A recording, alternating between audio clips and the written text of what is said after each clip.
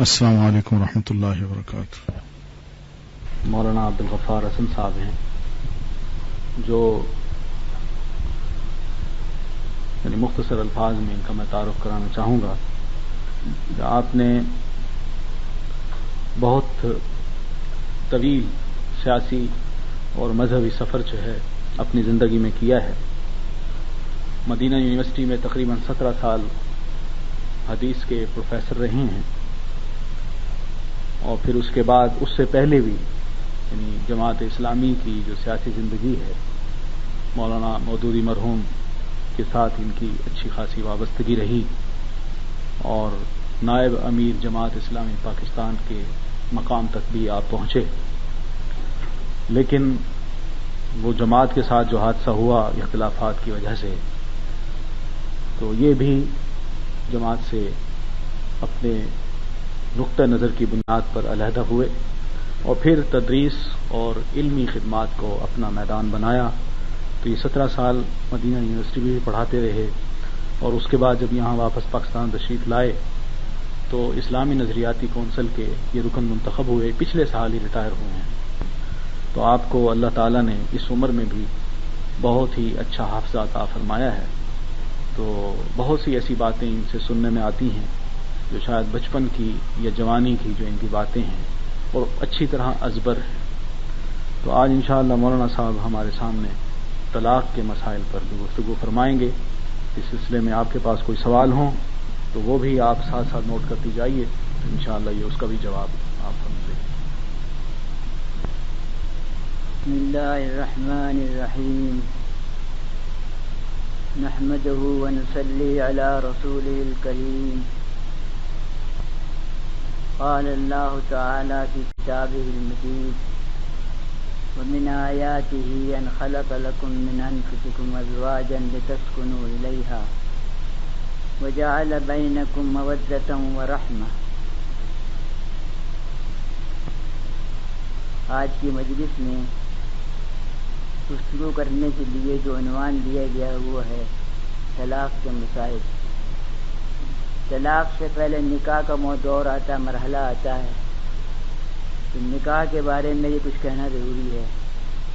بعض اہم مسائل ایسے ہیں جن کا تذکرہ ضروری ہے۔ سب سے پہلے طلاق کے مسائل یا نکاح کے مسائل بیان کرنے سے پہلے ضروری ہے کہ آپ کے سامنے خاندانی زندگی، خاندانی نظام جو ہے اس کی اہمیت کو بتایا جائے۔ اس کی تمہیداً کچھ کہنا پڑے گا۔ قرآن مجید نے سے ایک مطالعے سے معلوم ہوتا ہے کہ قرآن مجید کے مضامین بنیادی 3 ہیں: اصلاح عقائد، اصلاح اعمال اور اخبار الغیب۔ اخبار الغیب کا مطلب ہے یعنی ماضی کے واقعات اور مستقبل کے لیے پیشین گوئیاں، اور اصلاح عقائد کی ماتحت 3 عنوان آتے ہیں: ایمان باللہ یعنی توحید، ایمان بالرسالت یعنی اتباع سنت، اور ایمان بالآخرت۔ یہ 3 عنوان ہیں۔ اصلاح اعمال کے ماتحت 2 عنوان ہیں: اخلاق اور احکام یعنی احکام و قوانین۔ احکام و قوانین کے ماتحت پھر ذیلی عنوانات ہیں: اسلام کا عبادت کا نظام، عبادات، نماز، روزہ، حج، زکوٰۃ، جہاد، یہ سب عبادت کے ماتحت جو عنوانات ہیں۔ دوسرا عنوان ہے معاشرت یعنی خانگی زندگی، گھریلو زندگی، زوجین کے تعلقات آپس میں کیسے ہوں۔ اس کے بعد عنوان ہے معیشت، سیاست، صلح و جنگ کے قواعد، بین الاقوامی تعلقات۔ یہ گویا کہ خلاصہ ہے جو قرآن مجید میں مضامین بیان ہوئے ان کا۔ اب یہاں قابل غور بات یہ ہے، قرآن مجید میں اصلاح عقائد پر بڑا زور دیا گیا ہے، یہ مضمون مفصل بیان کیا گیا ہے۔ نمبر 2 اخبار غیب یعنی پچھلے واقعات عبرت کے لیے بیان کیے گئے ہیں، لیکن عملی زندگی سے متعلق جس عنوان کو زیادہ اپنایا گیا ہے وہ معاشرت ہے۔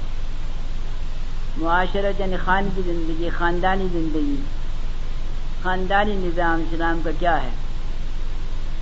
اس بارے میں قرآن میں نہ صرف یہ کہ اصول اور کلیات بیان کیے گئے ہیں، بلکہ جزیات اور فروع بہت سی اہم جزیات کو بھی بیان کیا گیا ہے۔ یہ قابل غور بات ہے۔ مطلب یہ ہے کہ سیاست ہے، مثلا سیاست کے بارے میں چند اصول بتا دیے گئے ہیں، امرهم شورا بینہم، مثلا معیشت کے بارے میں کچھ بنیادی اصول بیان کر دیے گئے ہیں، ربا کی حرمت، زکوٰۃ کا کیا ہوا حکم یہ بیان کیے گئے ہیں، لیکن اصول ہیں، جزیات نہیں ہیں، جزیات حدیث میں بیان ہوئی ہیں۔ لیکن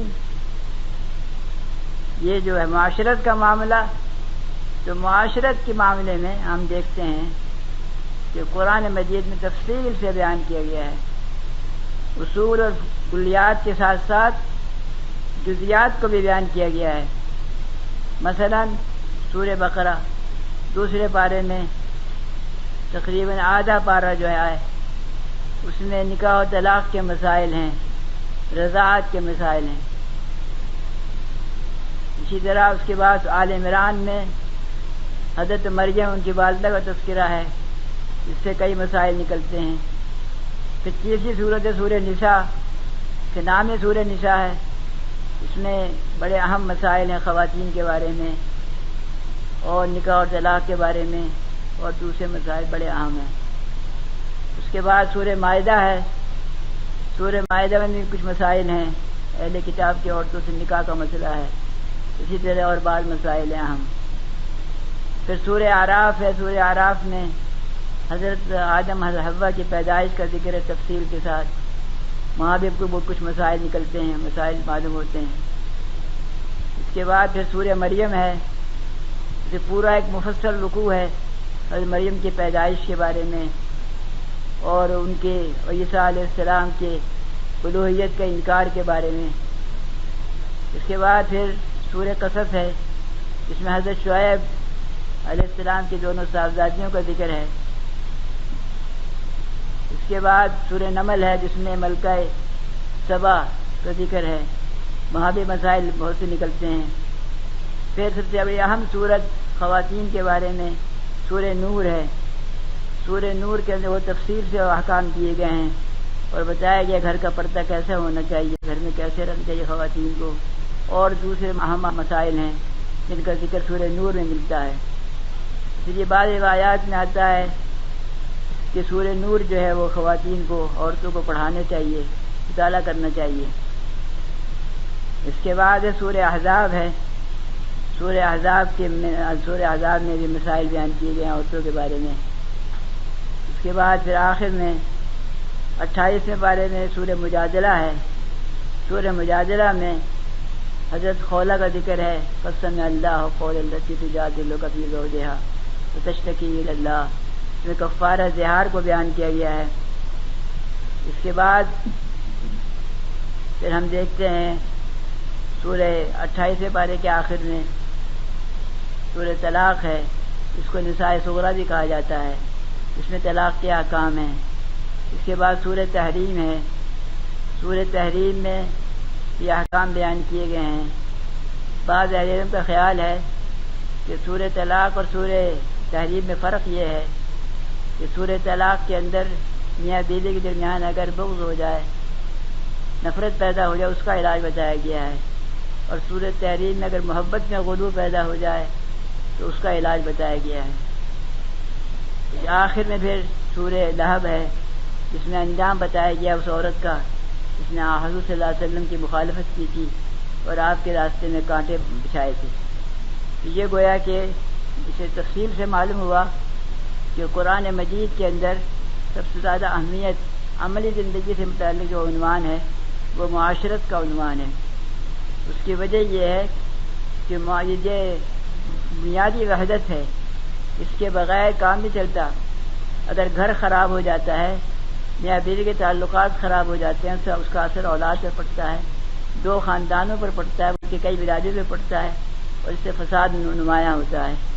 اسی لیے آپ دیکھتے ہیں سورہ بقرہ میں پہلے پارے میں شروع میں پہلے پارے میں ہاروت ماروت کا ذکر آتا ہے، تو وہاں فرمایا گیا ہے تعلمون منہما ما یفرقون بہ بین المرء وزوجہ، کہ وہ ہاروت ماروت سے سیکھتے تھے ایسا علم، ایسا فن جس کے ذریعے سے میاں بیوی کے درمیان جدائی ڈالتے تھے۔ مطلب یہ ہے جدائی ڈالنا میاں بیوی کے درمیان شیطانی کام ہے۔ یہ ہر وہ عورت، اس کو ڈائن کہتے ہیں عام طور پر، ایسی عورتیں جو کہ میاں بیوی اتنا فساد پھیلاتی ہیں، وہ کیا ہیں؟ لعنت کی مستحق ہیں۔ اس لیے کہ ایک حدیث میں آتا ہے، صحیح مسلم کی روایت ہے کہ ابلیس جب بیٹھتا ہے اپنے عرش پر اور لوگوں سے پوچھتا ہے، اپنے چیلوں سے، اپنے کارندوں سے، کارکنوں سے، کہ لاؤ بتاؤ تم نے کیا کیا ہے، کتنے لوگوں کو گمراہ کیا ہے؟ تو ایک کوئی کہتا ہے کہ میں فلاں آدمی حج کے لیے جا رہا تھا، میں نے اس کو روک لیا، کہا اچھا بڑا کام کیا، اچھا خیر بیٹھ جاؤ۔ پھر اس کے بعد پوچھتا ہے دوسرے سے، کیا کیا تم نے؟ کہا میں نے نماز سے روک دیا۔ تیسرے نے کہا میں نے فلاں کام سے روک دیا۔ کہا کوئی کام تو کچھ نہیں ہے، سب ایسے ہی کام نہیں ہے۔ پھر ایک کھڑا ہو، اس نے کہا کہ میں نے بڑا کام کیا شاندار۔ کیا کام کیا ہے؟ میں نے یہ کام کیا ہے کہ ایک گھر میں میاں بیوی رہتے تھے بڑی محبت سے، بڑی الفت تھی آپس میں، ایک دوسرے کی چاہت تھی، کہ میں نے ایسا ڈورا ڈالا، ایسا فتنہ برپا کیا کہ وہ دونوں ایک دوسرے کے دیکھنے کے روادار نہیں ہیں۔ یہ سن کر ابلیس لعین دے کھڑا ہو جاتا ہے، گلے سے لگاتا ہے، ہاں یہ ہے وہ کام جو کرنے کا تھا تو نے کیا ہے۔ تو معلوم یہ ہوا کہ جو شیطانی قوتیں ہیں وہ یہی چاہتی ہیں کہ خاندانی زندگی تباہ ہو جائے۔ جتنے بھی غیر مسلم فرما روا یہاں آئے ہیں، جو ان کے اثر میں ہیں، ان سب کا یہی منشا ہے کہ خاندانی زندگی کو تباہ کیا جائے۔ اس لیے قرآن مجید نے اس کو بڑی اہمیت دی ہے۔ یہ تو تمہیدی طور پر یہ پہلی بات بتائی تھی۔ اور دوسری بات یہ ہے جو ضروری بتانے کی ہے، وہ کہ اسباب اختلاف کیا ہیں۔ جو مسائل آگے بیان ہو رہے ہیں اس میں اختلاف پایا جاتا ہے، مختلف فقہاء کا، محدثین کا، ائمہ کرام کا اختلاف ہے۔ تو آدمی حیران ہوتا ہے بعض دفعہ یہ اختلاف کیوں ہے، لیکن اصل میں یہ مستقل مضمون ہے اسباب اختلاف۔ اس کو بیان کرنا اس وقت ممکن نہیں ہے، لیکن یہ ہے کہ اختلاف پایا جاتا ہے، لیکن یہ اختلاف قابل برداشت ہے۔ اختلاف دو قسم کا ہوتا ہے، ایک اختلاف وہ ہے جو خیر القرون میں ہوا ہے، فقہی مسائل میں، عملی مسائل میں، یہ اختلاف جو ہے قابل برداشت ہے، یہ راجح مرجوح کا اختلاف ہے، یہ حق و باطل کا اختلاف نہیں ہے۔ راجح مرجوح کا مطلب یہ ہے کہ 60%، 70% اس میں اس بات کا احتمال ہے کہ یہ صحیح ہے، لیکن ساتھ ہی اس بات کا بھی احتمال ہے 30%، 20% اس میں غلطی ہو سکتی ہے۔ لیکن راجح کو پر عمل کریں گے، مرجوح کے بارے میں معاملہ اللہ کے حوالے کریں گے۔ اس بنا پر یہ اختلاف جو ہے خیر القرون میں رہا ہے۔ تو خیر القرون میں جن مسائل میں اختلاف رہا ہے ان میں سختی برتنا، فتوے دینا کفر کے یا فسق و فجور کے یا گمراہی کے، یہ صحیح نہیں ہے۔ جس سے پھر بڑا فتنہ پڑتا ہے، کچھ صحابہ کرام کی شخصیتیں جو ہیں وہ زد میں آ جاتی ہیں۔ اس کے بعد تو لہذا ضروری ہوا معلوم کیا جائے کہ کون سا اختلاف ہے جو قابل نفرت ہے۔ وہ اختلاف ہوا ہے جو کہ خیر القرون کے بعد پیدا ہوا ہے۔ بہت سی بدعات پیدا ہو گئی خیر القرون کے بعد، تو ایسی بدعات جو ہیں وہ قابل نفرت ہیں، لیکن ان کی اصلاح کے لیے بھی بڑی حکمت کی ضرورت ہے۔ وہاں بھی یہ نہیں ہے کہ آدمی سختی سے کام کرے، فتویٰ دے، بلکہ وہاں بڑی نرمی کے ساتھ، بڑی حکمت کے ساتھ دعوت دینی ہوگی۔ یہ دوسری بات تھی جو میں نے عرض کر دی۔ اس کے بعد نکاح کے بارے میں، مقاصد نکاح کیا ہیں؟ تو قرآن مجید میں آتا ہے من آیاتہ ان خلق لکم من انفسکم ازواجا لتسکنوا الیہا وجعل بینکم مودۃ ورحمہ۔ یہاں فرمایا من آیات بھی اس اللہ تعالیٰ کی نشانیوں میں سے یہ ہے ان خلق لکم من انفسکم ازواجا، اس نے پیدا کی تمہارے لیے تمہارے میں سے جوڑے پیدا کیے. یہ مقصد ہے. یہ اگر یہ مقصد حاصل ہونا چاہیے اس کی کوشش کرنی چاہیے. اگر یہ حاصل نہ ہو تو پھر طلاق کا مرحلہ آتا ہے.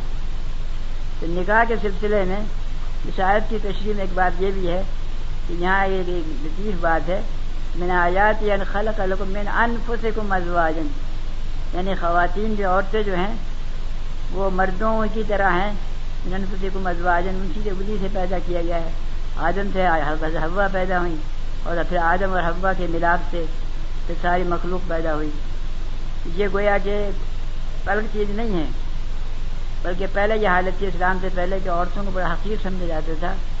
یہاں تک کہ جیسا کہ تاریخ میں آتا ہے، علامہ شبلی نے مقالات میں لکھا ہے کہ سن 15 عیسوی میں برطانیہ میں ایک اجتماع ہوا مفکرین کا، دانشوروں کا، یہ سوچنے کے لیے عورت کی حیثیت کیا ہے، کیا اس کو حیثیت دیں، کیا مرتبہ دیں. تو بڑے بحث کے بعد، بہت بحث مباحثے کے بعد طے کیا ہاں عورت جو ہے یہ جاندار چیز ہے، جان رکھتی ہے، جان دیا جانور ہے، مطلب یہ جان رکھتی ہے بس، اس سے زیادہ نہیں.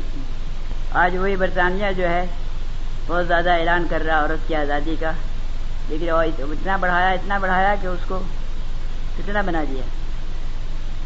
تو بہرحال یہ آیت جو ہے اس میں یہ ان خلق لکم من انفسکم ازواجا لتسکنوا الیہا، یہ مقصد بتا دیا ہے سکون. یعنی مرد جب دنیا کے ہنگاموں سے فارغ ہو کر دنیا کے کاروبار سے فارغ گھر پہنچے تو اسے ایک گوشہ عافیت، ایک گوشہ سکون حاصل ہو. یہ مقصد ہے نکاح کا. لیکن اگر مرد بھی باہر جائے اور عورت بھی سیر سپاٹا کرتی پھرے تو ظاہر بات ہے یہ مقصد حاصل نہیں ہوگا. یہ گویا کہ تمہید تھی اس بات کی کہ نکاح کی اہمیت کیا ہے. اس کے ساتھ ساتھ یہ بھی دیکھا جائے کہ وہ آیات جو قرآن مجید میں آتی ہیں نکاح کے وقت پڑھی جاتی ہیں، مستحب ہے پڑھنا ان کا. مثلا یا ایھا الذین آمنوا اتقوا اللہ حق تقاتہ ولا تموتن الا وانتم مسلمون، یہ آیت پڑھی جاتی ہے. یہ اس آیت سے معلوم ہوتا ہے کہ ان تینوں آیتوں میں 2 دفعہ اتقوا اللہ کا لفظ آیا. اتقوا اللہ، اللہ سے ڈرو. تقویٰ جو ہے، تقویٰ جو دل میں پیدا ہوتا ہے، حضور نے فرمایا تقویٰ ہاہنا اشار الی صدرہ. یہ تقویٰ جب پیدا ہو جاتا ہے تو پھر شوہر جو ہے اپنی بیوی پہ ظلم نہیں کر سکتا، اور نہ بیوی جو ہے شوہر سے خیانت کر سکتی ہے. اور یہ تعلقات ایسے ہیں میاں بیوی کے کہ اس میں آدمی جو ہے ڈنڈا نہیں استعمال کر سکتا، کوئی ماشاء اللہ یہاں نہیں چل سکتا. یہ صرف خوف خدا جو ہے اس کے ذریعے سے آدمی جو ہے اپنے گھر کو سنبھال سکتا ہے. تو یہ اس لیے فرمایا 3 آیتوں میں 4 دفعہ اتقوا اللہ آیا ہے. اتقوا اللہ الذی تساءلون به والارحام ان اللہ کان علیکم رقیبا. یہ فرمایا ان اللہ کان علیکم رقیبا کا مطلب کیا ہے؟ اللہ تم پر نگراں دیکھ رہا ہے ہر وقت. رات کا اندھیرا ہو، دن کی روشنی ہو، ہر حالت میں دیکھ رہا ہے کہ کون کیا کر رہا ہے. اگر یہ ایمان پختہ ہو تو ہمارے گھر جنت بن جائیں. تو یہ گویا تمہید تھی. اب اس کے بعد نکاح کا سب سے بڑے بہت سے مسائل ہیں نکاح کے. یہاں صرف ایک اہم مسئلہ جو ہے وہ بیان کیا جاتا ہے. وہ مسئلہ ہے کہ نکاح کے لیے ولی کا ہونا ضروری ہے یا نہیں.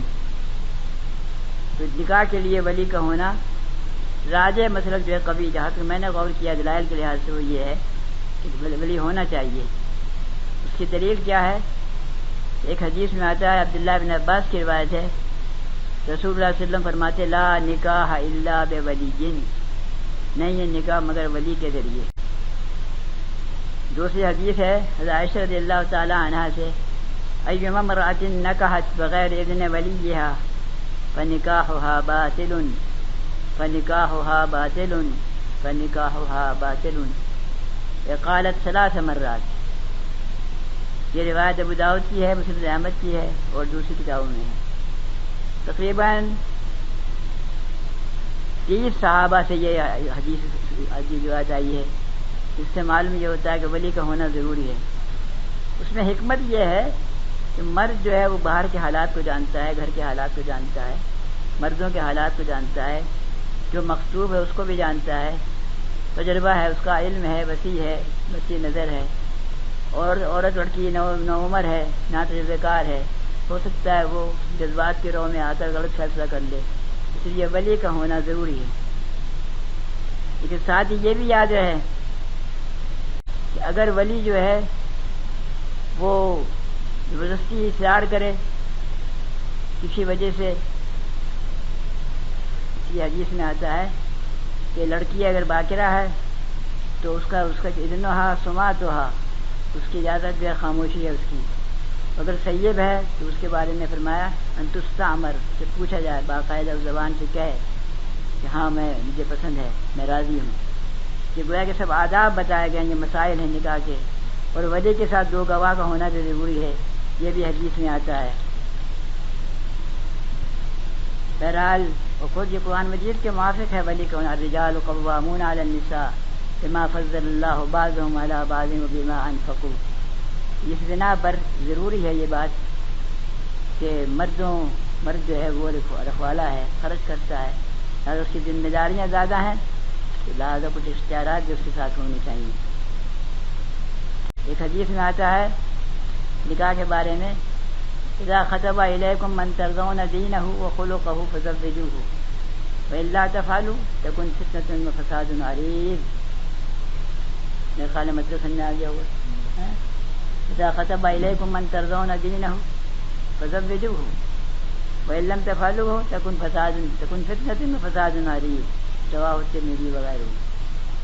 تو معلوم یہ ہوا کہ آج کل جو جہیز کا مسئلہ پیدا ہوتا ہے کہ جہیز کی وجہ سے عورتیں بہت سی بڑی عمر کی ہو جاتی ہیں لیکن ان کی شادی نہیں ہوتی، یہ غلط بات ہے۔ جہیز ضروری نہیں ہے، حسب استطاعت دیا جا سکتا ہے، دینا منع نہیں ہے، کہ اس میں تکلف کرنا، اس میں غلو کرنا یہ بھی جائز نہیں ہے۔ اسی طرح مہر میں غلو کرنا یہ بھی جائز نہیں ہے۔ یہ دونوں چیزیں مہر ثابت ہے، مہر تو ہونا چاہیے۔ ایک حدیث میں آتا ہے حضور نے فرمایا ایک شخص کو کہ بھئی مہر کے لیے کچھ لاؤ، کچھ ہے تمہارے پاس؟ میں کچھ نہیں میرے پاس۔ کہا ایک لوہے کی انگوٹھی لے آؤ، کچھ تو لے آؤ۔ کہا کچھ بھی نہیں ہے، میں کہاں سے لے آؤں؟ فرمایا اچھا حل معک من القرآن، کیا تم قرآن کے حافظ ہو، کچھ قرآن جانتے ہو؟ ہاں میں جانتا ہوں، قرآن یاد ہے۔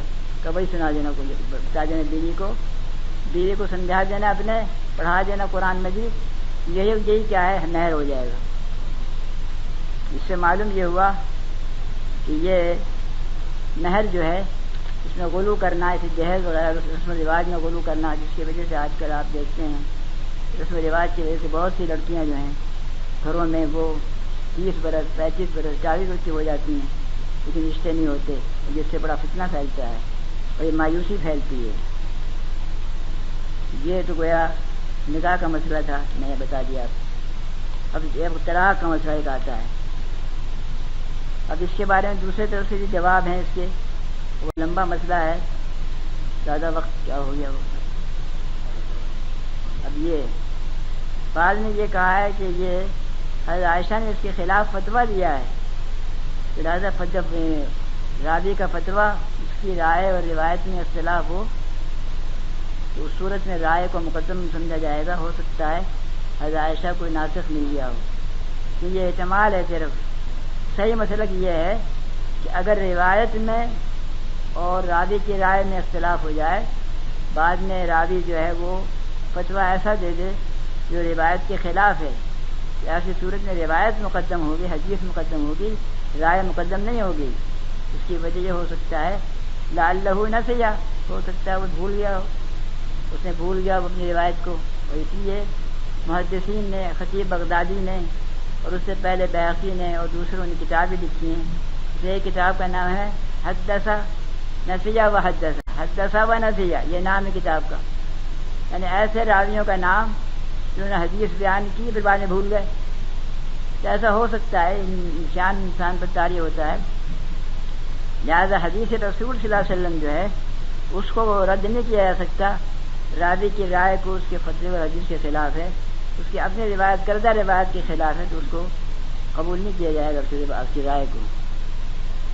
بہرحال یہ اس قسم کے اور بھی بہت سے سوالات ہیں اس بارے میں، لیکن پھر یہ مسئلہ لمبا ہو جائے گا. یہ خلاصہ بتا دیں کہ راجع مسلک جو ہے وہ ولی کا ہونا ضروری ہے، لیکن ولی جو ہے جبر نہیں کر سکتا.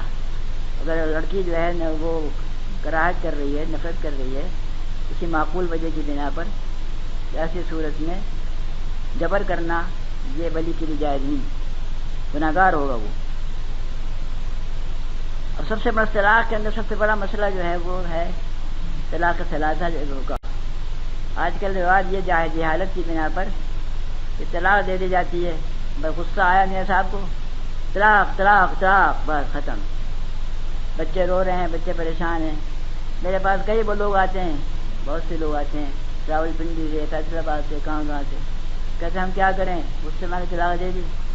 ان کا غصے میں دیتے ہیں، خوشی کون دیتا ہے اور کہاں میں دیتے ہیں، غصے سے دیتے ہیں. غصے میں غصہ برداشت بھی کرنا چاہیے نا، کہ میاں صاحب کو غصہ آ گیا تب بس ایڈ ہے، بیوی نے ذرا نمک زیادہ کر دیا سالن میں، غصہ آ گیا، ذرا کھانے میں دیر کر دی، غصہ آ گیا، اور بہت سی ایسی چھوٹی چھوٹی باتیں غصہ آ جاتا ہے. تو غصے کو برداشت کرنا چاہیے. میں سمجھاتا ہوں، بتاتا ہوں خدا کا غضب ہے یہ کہ تم نے طلاق 3 طلاق دے کے سوچا بھی نہیں بچوں کا کیا بنے گا، بیوی کیا بنے گا، تمہارا کیا بنے گا، کیا ہوگا بعد میں. تو میں سمجھاتا بھی ہوں اور ساتھ ڈانٹتا بھی ہوں ان کو. میں کہتا ہوں غصے کی حالت میں طلاق تو ہو جائے گی، غصہ ہو کیسی ہو. ہاں ایسے طلاق اقرا کی حالت میں طلاق نافذ نہیں ہوتی.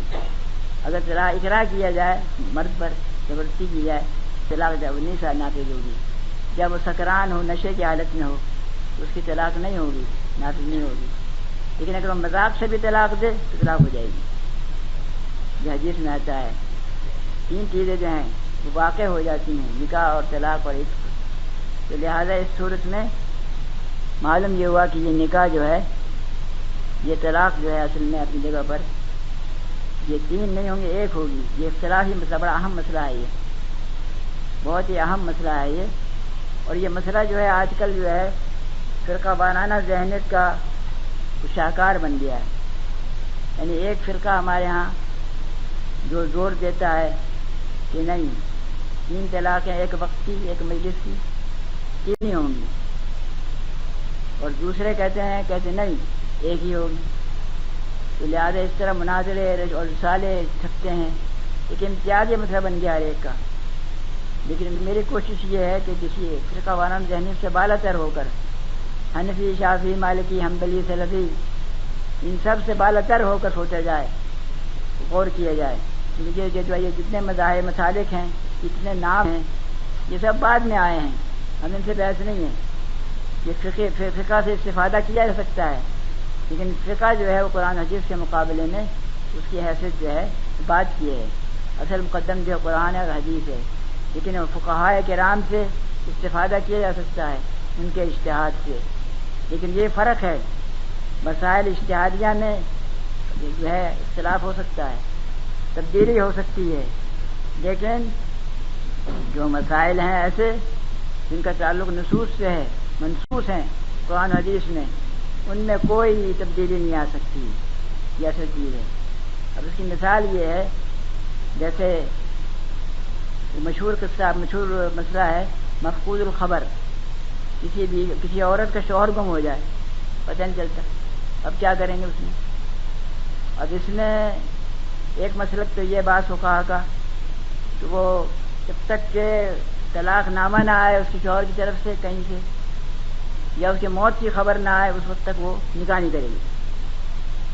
حتیٰ کہ بعض فقہا نے کہا کہ 90 سال انتظار کرے. یہ تو خیر ایسی بات ہے، احتیاطاً کہہ دی ہے، مطلب نکاح ہی نہ کرے، یہ مطلب اس کا ہے. امام شافعی بھی یہی کہتے ہیں انتظار کرے. اب اتنا لمبا مطلب یہ ہے کہ اب یہ مسئلہ جو ہے، کتنی عورتیں بوڑھی ہو جائیں گی، مر جائیں گی شوہر کے انتظار میں، مسئلہ کیسے حل ہوگا. حضرت عمر نے اجتہاد کیا، انہوں نے کہا کہ 4 سال کی مدت ہے، بس 4 سال انتظار کرے.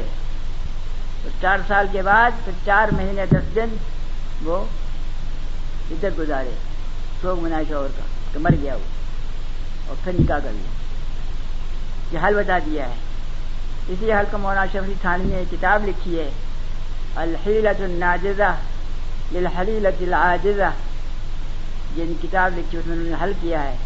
یہاں حنفی مسلک کے بجائے انہوں نے مالک کا مذہب لے لیا ہے. امام مالک کا فتویٰ یہی ہے. معلوم یہ ہوا کہ ایک ہی مسلک پر نہیں چل سکتے آپ، دل فراخ ہونا چاہیے، وسیع ہونا چاہیے، مقید نہیں ہونا چاہیے. وہ خود بلکہ پاکستان کے اندر، پاکستان میں اسلامی نظام آئے کہ یہاں چاروں فقہ جو ہیں، اور ظاہری اور دوسرے ائمہ، سب کی فقہ کو سامنے رکھنا ہوگا. صرف ایک فقہ نہیں چل سکتی. اگر ایک فقہ چلائیں گے تو یہ مسئلہ، جیسے آپ یہ مسئلہ آ گیا ہے کہ آپ نے دیکھ لیا کہ اب یہاں مفقود خبر کے بارے میں کیا رائے ہے. اسی طرح یہ جو مسئلہ ہے کہ 3 طلاقیں جو ہیں، 1 طلاق ہوگی، یہ 2 یا 3 ہوں گی، اس بارے میں اختلاف ہے. 3 قول ہیں اس بارے میں. ایک قول تو یہ ہے کہ 3 ہی واقع ہو جائیں گی. جب اس نے کہا طلاق طلاق طلاق، تینوں واقع ہو گئی، پر ختم ہمیشہ کے لیے، کٹ گیا بس. اللہ یہ کہ وہ حلالہ کرائے، اور وہ دوسرا مطلب یہ کہ دوسرا شوہر سے دوسرا مرد جو ہے وہ شادی کرے اور پھر اس کو طلاق دے تعلق جنسی کے بعد، تو اس کے بعد پھر وہ حلال ہوگی پہلے شوہر کے لیے. اس لیے پابندی رکھی ہے. حتیٰ تنکح زوجا غیرہ قرآن میں آتا ہے. اب یہ طلاق کا طریقہ کیا ہے؟ تو اس میں شادی شدہ عورتوں کو چاہیے مردوں کو سمجھائیں. غصہ آ جاتا ہے نا بعض دفعہ، تو کہتے ہیں جسے عیش میں یاد خدا نہ رہی، جسے تیش میں خوف خدا نہ رہا. شادی کے بعد عیش بھی ہوتا ہے، تیش بھی آتا ہے. تو تیش میں یاد خدا نہ رہی تو بڑی مصیبت ہوتی ہے. اس لیے ایک حدیث میں آتا ہے کہ غصے والے 4 قسم کے ہوتے ہیں.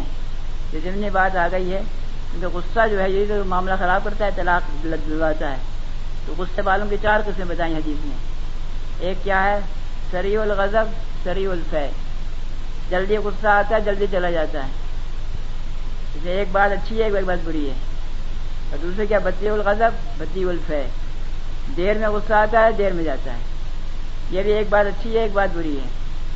اور تیسرا یہ ہے کیا؟ تیسری قسم کیا ہے کہ سریع الغضب بطیء الفے، جلدی آتا ہے، دیر میں جاتا ہے. یعنی وہ کھوٹا ہی بن جاتا ہے، غصہ جو ہے جاتا ہی نہیں. یہ کیا ہے؟ بہت خطرناک ہے. یہ ایسے مردوں سے اللہ تعالیٰ بچائے، ایسی عورتوں سے بچائے. اس کے بعد چوتھی قسم کیا ہے؟ وہ یہ ہے بطیء الغضب سریع الفے. سب سے اچھا وہ ہے غصہ آتا ہے، دیر میں آتا ہے، جلدی چلا جاتا ہے. غصہ آتا ہے فطری چیز ہے، غصہ تو آتا ہے. ایسا تو کوئی انسان نہیں غصہ نہ آئے. مرد کو بھی آتا ہے، عورت کو بھی آتا ہے. لیکن غصہ ایسا ہونا چاہیے کہ وہ کھوٹا نہ بن جائے، اڑ نہ جائے اس پر. ایک بات پکڑ لی، پرانی باتیں ادھر کی ادھر کی باتیں پکڑ لی، بس تو نے فلاں ایسا کیا تھا، فلاں ایسا کیا تھا، فلاں ایسا کیا تھا، بس غصہ چل رہا ہے، بس ناراضگی ہے، ترک کلام ہے، اور بچوں پہ ڈانٹ ڈپٹ ہے، گھر کی فضا متقدر ہو گئی ہے. یہ صورتحال جو انتہائی افسوسناک ہے.